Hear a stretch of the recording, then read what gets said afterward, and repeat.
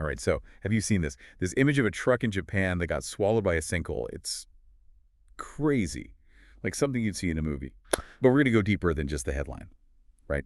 On this deep dive, we are going to talk about sinkholes. What causes them? Why are they so fascinating? Maybe even a little scary. And could one open up right where you live? I think what's fascinating about sinkholes is that they really expose this delicate balance between, the world that we build on top and the forces that are constantly at work beneath our feet. Okay, so let's set the scene. It's January 28th, 2025 in Yashio, Japan.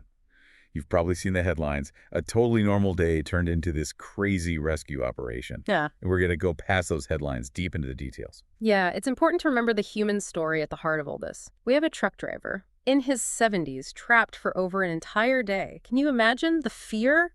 The uncertainty as the ground just gives way beneath you? At first, he was able to talk to the rescuers, but then Yeah. silence. Oh, wow. That must have been terrifying. I was reading that the rescue operation itself was incredibly tense. They were dealing with unstable ground. The sinkhole was getting wider as the hours went by, and they were eventually able to pull out the main part of the truck. But the driver's cabin, that was still trapped down there. Absolutely. It's a stark reminder of just how powerful these events are and the real challenges that first responders face in situations like that. Okay, so before we go any further, I think we need a clear understanding of what a sinkhole actually is. Well, simply put, a sinkhole is a depression, a hole in the ground. It's caused by the collapse of the surface layer, kind of like, imagine this. You have a bowl of sugar, and you slowly drip water onto it. Over time, what happens? The water dissolves the sugar, creating cavities. Eventually, that surface, it collapses, and you have a sinkhole right there in your sugar bowl. Now, in the earth, it's usually soluble bedrock, things like limestone. It gets dissolved by water, and that forms these underground cavities. Okay, yeah, I can see that. That's a good way to picture it. So it's all about the water and erosion. Is that why this happened in Japan? Especially with all the heavy rain they've had recently. Yeah, rainfall definitely plays a role, particularly heavy downpours like what Japan has been experiencing. When you get that increased water flow underground, it can speed up that erosion process. So those cavities underground, they're more vulnerable and more likely to collapse. But it's not always a purely natural thing. Wait, so you're saying human activity can cause sinkholes too? I'm really curious. How are we contributing to this? There are actually a few ways. Leaky pipes underground, for example. You get that constant drip, just like our sugar bowl analogy. Also, excessive groundwater pumping. That can lower the water table. And then those underground cavities, they're left unsupported. And you know what? Even some construction practices can actually weaken the ground and trigger collapses. Wow, that's unsettling. So you're saying even a leaky pipe, something so simple, could start a chain reaction that ends in a sinkhole. Exactly, and that's what makes them so hard to predict. They can happen with very little warning or even no warning right in the middle of our structured world. So this sinkhole in Yashio, reports say it's about 33 feet wide and 20 feet deep. Can you put that into perspective for me? Like, how big is that really? Sure, think of a standard swimming pool that's roughly the size of this sinkhole.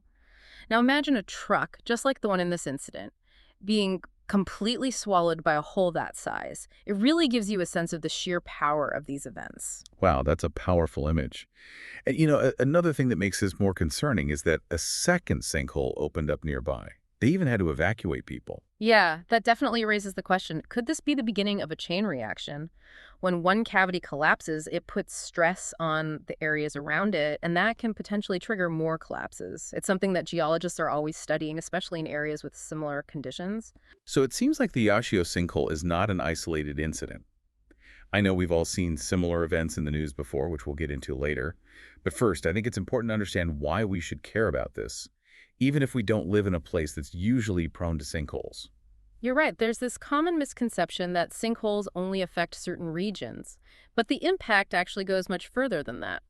Sinkholes are a global thing, with implications for infrastructure, safety, and the environment, which affects all of us, right? Think about it. The roads we drive on, the bridges we use, the pipelines that carry our resources, all of those can be compromised by sinkholes. It's not just about physical damage, though, right? Yeah. There's the human cost, too. The psychological impact of these events can be pretty huge. Yeah, absolutely. The Yashio incident with the driver stuck in his cabin, it really shows that human side of it.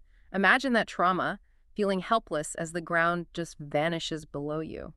We don't often think about that when we talk about natural disasters. Yeah, we tend to focus on the immediate aftermath, like the rescues, the damage.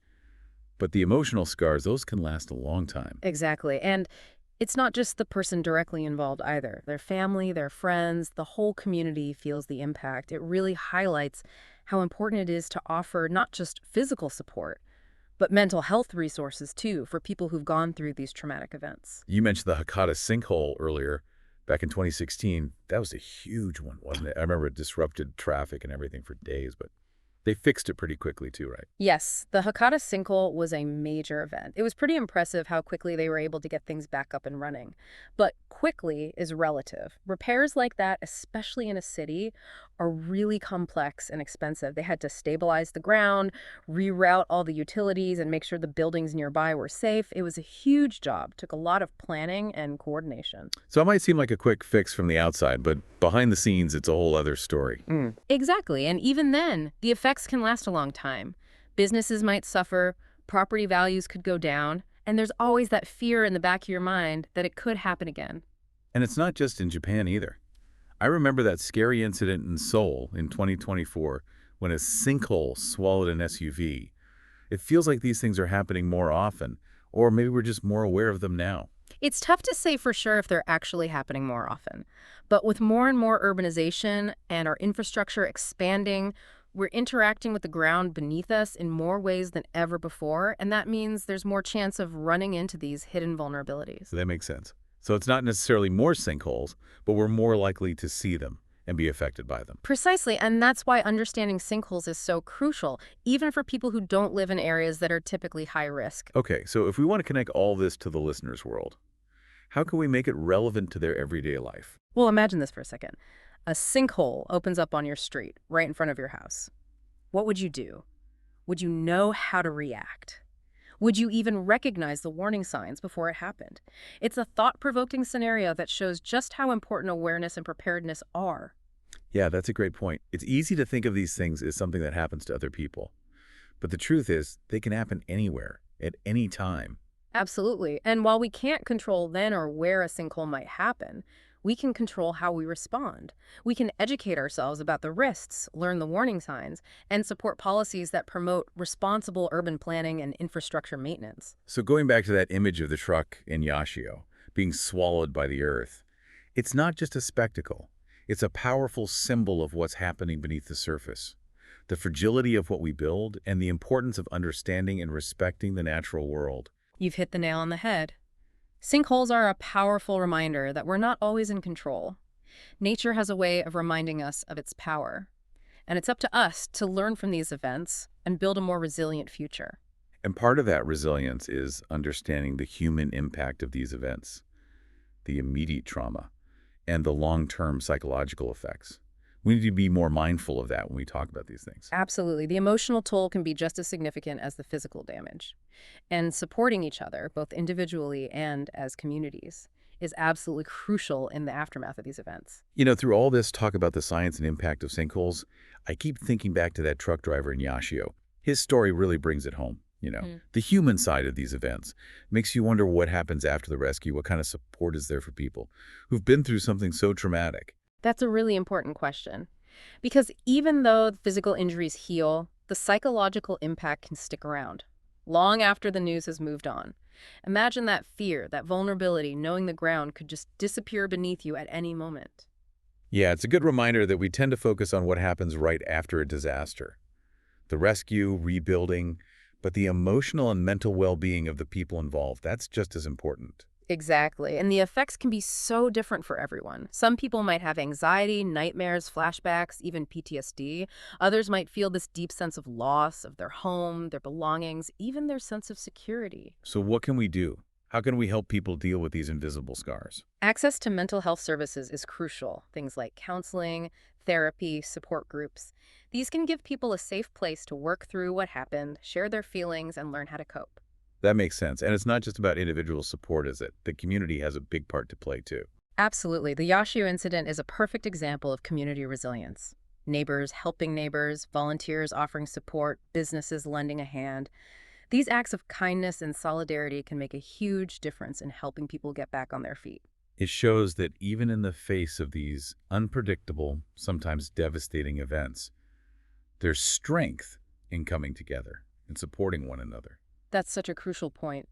These events, as unsettling as they are, can also bring out the best in us, the compassion, the generosity, that willingness to help those in need. It speaks to our ability to adapt and overcome adversity. So we've been exploring the science behind sinkholes, the causes, the impact. But I think it's crucial to remember that these aren't just abstract events.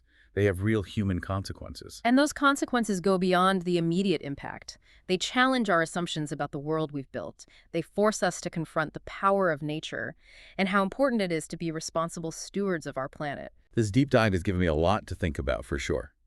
So as we wrap up our exploration of sinkholes, I have a question for you, the listener. How do you see the world differently now? Do you look at the ground beneath your feet with a new awareness? And what steps, if any, might you take to understand and prepare for the unpredictable forces that shape our world? Just remember, knowledge is power. By understanding these natural phenomena, we can reduce risks, build resilience, and foster a deeper appreciation for the delicate balance of our planet. Thank you for joining us on this journey into the world of sinkholes. It's been fascinating and sometimes unsettling. We encourage you to keep exploring, asking questions, and sharing your own thoughts and insights with us.